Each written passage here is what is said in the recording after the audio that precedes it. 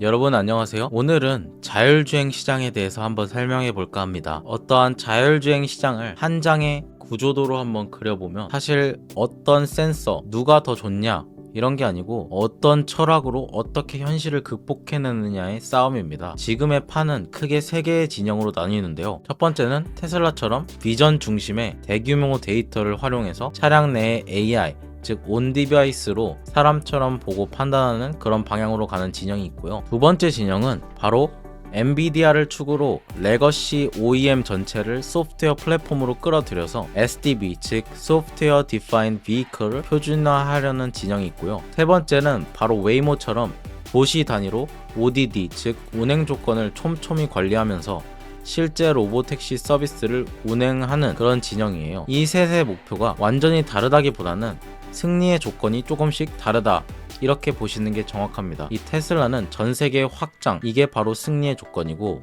엔비디아는 OEM 생태계를 장악하는 것이 그들만의 승리의 조건이며, 이런 웨이모는 도시에서 레벨 4 서비스를 안정적으로 굴려서 돈을 버는 것이 그들만의 승리 조건일 것입니다. 여기서 봐야 할 점은 이 엔비디아 진영이 테슬라처럼 비전 기반으로 가려고 한다 라고 합니다. 이 엔비디아가 강조하는 메시지를 보자면 굉장히 뚜렷하게 드러나는데요. 엔비디아는 드라이브 하이퍼리온과 이 차세대 컴퓨터인 드라이브 토르를 중심으로 end-to-end AV 스택, 그리고 비전 AI, 파운데이션 모델 같은 그런 표현을 전면에 내세우고 있고, 이번 CES 2026년 레벨 4 개발을 더 쉽게 만든다는 AI 모델, 그런 것들을 최적화한다는 그런 형태로 발표를 했었습니다. 이거는 결국 레거시 OEM 자동차 회사들에게 규칙과 지도의 모든 걸 맡기기보다는 데이터와 학습으로 일반화해라 라고 말하는 것이었고, 그 종착점은 이 비전 중심의 학습형 스택으로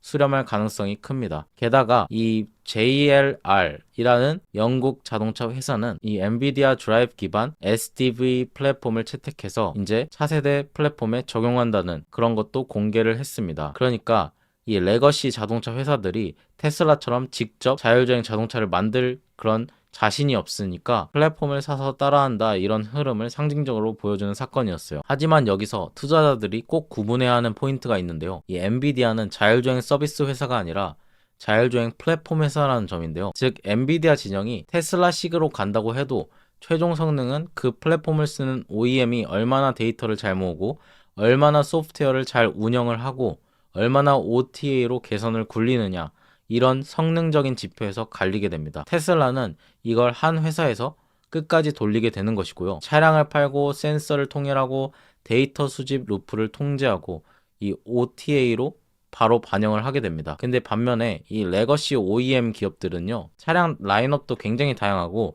공급망도 굉장히 복잡하고 규제도 다르게 되고, 무엇보다도 데이터를 하나로 모아 학습시킬 그런 내부 조직과 문화가 굉장히 약한 경우가 많습니다.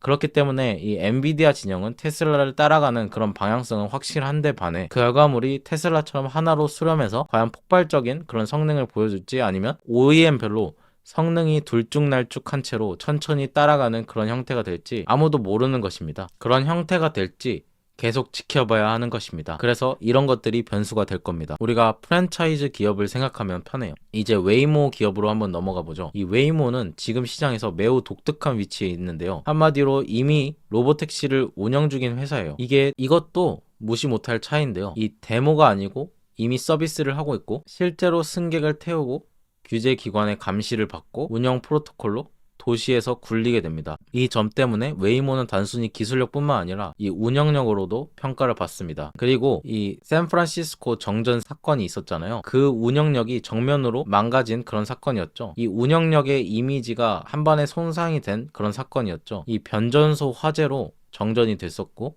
신호등이 꺼진 상태에서 웨이모는 7,000개 이상 꺼진 신호등을 통과했긴 했지만은 그 과정에서 이런 시스템 확인 요청이 폭증해서 운영 지연이 생겼고 일부 차량이 멈춰서 혼잡을 키웠던 그런 사건입니다. 웨이모는 그 이후에 이런 정전됐을 때 알고리즘을 더 업데이트를 하겠다고 말을 했지만요. 중요한 해석은요, 웨이모가 정전해서 기술력으로 못했다기보다는 대규모 비정상 이벤트가 발생했을 때 지금의 운영 프로토콜이 병목이 될 수 있음을 시사한 것입니다. 그렇기 때문에 이렇게 확실하지 않으면 보수적으로 가는 이런 철학들이 규제 프레임에 있어서는 굉장히 장점이 되는데 반해요. 이런 도시 단위의 인프라가 장애가 생길 경우에는 그렇게 불확실성이 커지게 되면 스스로 판단을 해도 되는 상황에서도 결국 도로 시스템을 마비시킬 수가 있는 것이죠. 그런 약점이 생길 수가 있는 것입니다. 하지만 웨이모가 이런 사건을 겪었으니까 어떠한 개선을 해낼 수는 있겠다. 다만 캘리포니아 교통국 이런 규제 기관 같은 경우에는 조금 더 날카로운 시선으로 바라볼 수 있다는 점은 단기적인 리스크로 남을 수는 있습니다. 이제 테슬라 진영으로 가게 되면 이야기 결이 좀 달라지게 되는데요. 테슬라는 웨이모처럼 도시 한 곳 또는 몇몇 곳에서 이 레벨 4 형태로 완벽하게 운영하는 방식이 아니라 전 세계 도로에서 쌓이는 데이터와 학습 속도로 일반화를 뚫는 그런 방식을 선택했던 것이죠. 그러니까 웨이모는 이렇게 천천히 올라가는 데 반해서 테슬라는 아마도 이렇게 기하급수적으로 올라가는 그런 형태를 택한 것이죠. 그래서 테슬라 같은 경우에는 신호등이 켜져 있다는 가정으로 시작한 것이 아니라 사람이 직접 눈으로 보고 판단하는 그런 방식을 채택했기 때문에 이런 신호등이 꺼졌던 상황에서도 사람이라면 교차로를 통과했던 것처럼 테슬라 차량도 주변의 차 움직임을 보고 보행자의 흐름도 보고 여러 가지 규칙들을 적용시켜서 결국 잘 갔을 겁니다. 그렇기 때문에 엔비디아 진영도 그런 학습형 end-to-end 방향으로 가려는 것이죠. 다만 테슬라를 얘기할 때 투자자 관점에서 조금 보수적으로 접근할 필요도 있습니다. 테슬라의 FSD는 여전히 완벽히 풀리지는 않았고 2026년 올해에 굉장히 급격한 발전이 있을 것이고 상용화가 될 것이다 라는 기대도 있지만서도 그게 무조건적으로 충족이 되지 않을 수도 있겠죠. 하지만 올해 2월 달부터 이 FSD를 일시불 판매 대신에 구독 중심으로 전환하겠다는 보도도 나왔을 만큼 여러 가지 변화를 추구하고 있는데요. 하나는 소프트웨어 수익을 SaaS처럼 안정화하겠다라는 성장 전략이 있는 것이고, 다른 하나는 완전 자율주행이 당장 상용화되지 않더라도 구독으로 매출을 방어하고 확대해 나가겠다라는 리스크 관리 차원에서 중요한 것입니다. 즉 단기적으로 봤을 때는 이런 로보택시 상용화보다도 구독 전환으로 매출 구조를 바꾸는 이벤트가 시장에 어떠한 변동성을 가져올 가능성이 있습니다. 테슬라에 있어서 말이죠. 그러면 이런 세 진영을 한 번에 정리를 해볼게요. 웨이모는 제한된 도시, 제한된 조건 안에서 레벨 4 형태의 로보택시를 직접 운영하는 레벨입니다. 엔비디아 진영은 이 자율주행에 있어서 뒤처진 이런 OEM 기존 레거시 자동차 기업들에게 SDV 그리고 자율주행 개발의 공장, 즉 플랫폼을 깔아주고 end-to-end AI 모델까지 공급해서 단번에 레벨 3에서 레벨 4까지 올리게 하는 그런 구조를 가지고 있는 것이죠. 테슬라는 대규모 양산차 데이터를 기반으로 비전 중심을 일반화시키려고 하고 있습니다. 그리고 장기적으로 이 로보택시 네트워크를 노리는 그런 레벨인데요. 성공만 한다면 어마어마한 파괴력이 있겠죠.